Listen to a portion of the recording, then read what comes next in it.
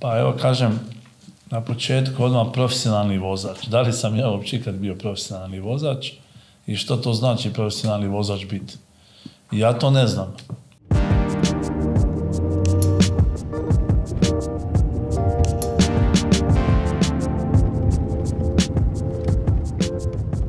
Nazivali su me radi rezultata.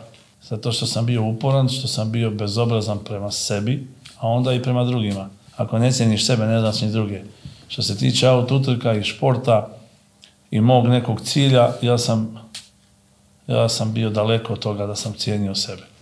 Da li uopće mogu reći da sam ja bio profesionalni vozač? Teško, ali vratit ćemo se na to. Bio sam uporan i nisam znao što znači ne doći do tog ostvarenja kojega sam ja zamislio. Naravno da u svemu ovome treba imati malo i sreće i veliku vjeru. Ja sam strašni vjernik, možda nekad i previše, u tim mojim odlascima iz kuće, pripremama, ulaskom u trkaći automobil, pristup toj samoj utrci i to. I mislim da sam uspio, da sam do ovoga mog cilja, kojega sam slučajno odabrao, ne ja, nego možda moji roditelji, došao isključivo jer sam imao strah. Zato što sam se uvijek bojao. Možda je malo smiješno, to zvuči, voziš 300, a bojiš se. Obično smatraju da to su malo ljudi koji su poremećeni u mozgu. Mislim da smo mi koji se bavimo ovim športom vrlo oprezni, nadareni u tome da možemo preko tijela na ovemu na čemu sjedimo, nogama, i da možemo preko, da budem, ajmo reći, prost guze, doći, da ti to može doći do moždanih vijuga, da znaš proći, ali doslovice u pola kilometra taj zavoj.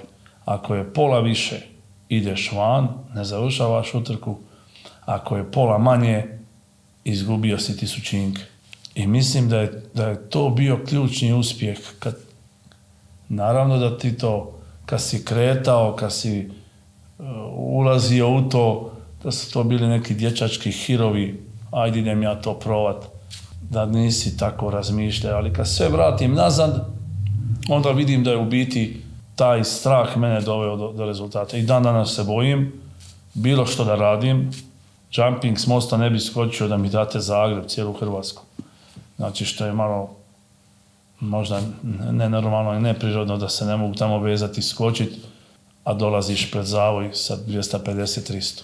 I držao sam se nekog kasnije, kad je možda to najviše trebalo, 20-ih, odnosno 2000-te, kad su bili najveći moji rezultati, te 3 evropske titule, držao sam se da je manje više i da treba imati prioritete.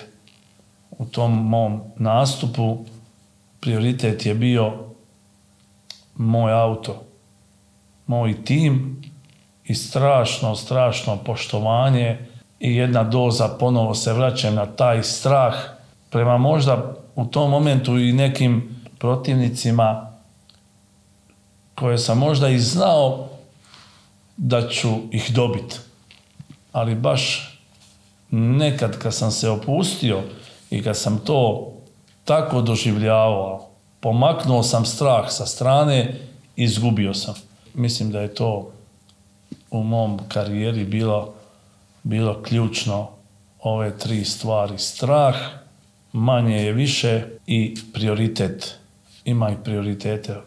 Uvijek su mi govorili, prije to nisam razumio, moraš imati prioritet. Ili voliš bijelo ili crno, ili voliš ovo ili ono, ne može ti biti svejedno u koje ću auto danas ući. Naravno, prebacit ću se od točke A do točke B, ali tu kroz srcu mora biti neki prioritet, mora biti jedna marka koja je tvoja.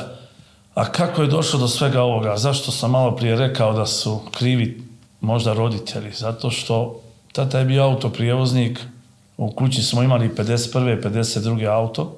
To je kao da danas poredite, kao da danas uzmete i poredate na plesu jedno 10 Boeinga. Možda bi ti danas lakše bilo doći do 10 Boeinga nego 52. do auta.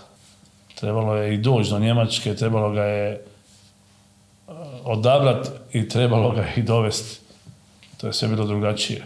Nije bilo navigacije, nije bilo putokaza, nije bilo ničega. Bilo je više makadama nego asfalta.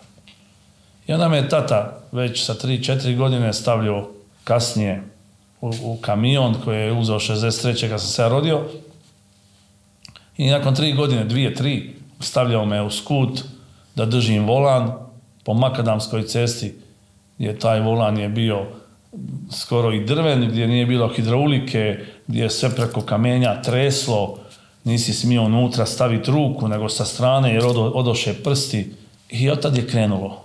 Mislim da je nesvjesno tad je krenulo jednostavno da je ljubav se stvorila između mene i tog volana. I evo, ovim mojim angažmanom da pričam o sebi, što je vrlo teško i nezahvalno, da možda ove moje minute budu na neki način, ne bih želio da to im bude neki moto, da na način na koji sam ja vozio, kasnije ću to pričat, da oni krenu, ali evo da možda vide što sam ja prošao, na koji način sam došao do tih rezultata i što ih čeka, da je to vrlo mukotrpno, teško, skupo, ali evo, naravno da želim ostaviti moje iskustvo i pomoć nekima koji žele biti profesionalni vozači, da li u utrkama, da li sjest, da im to bude sutra neki prihod, da hrane sa tim volanom svoju obitelj. I ja sam Niko Pulić, trostruki evropski prvak, 10 titula države u brdu, krugu, reliju, različitim kapovima, race traku, ne da mi se ni nabrajati.